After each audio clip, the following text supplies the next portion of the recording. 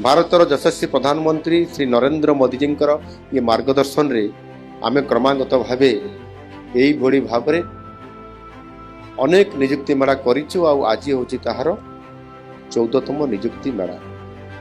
एणु ये 18 मास भितर 14टी निजुक्ति मेलार आयोजन करिबा एवं आज एककालीन आमे 11टी विभागर 1543 जन को निजुक्ति प्रदान करिछु। आज होची आमर जेते जो 14टी निजुक्ति मेला भितर आज होची ये निजुक्ति मेला होची पंचम बृहत्तम निजुक्ति मेला 14टी भितर।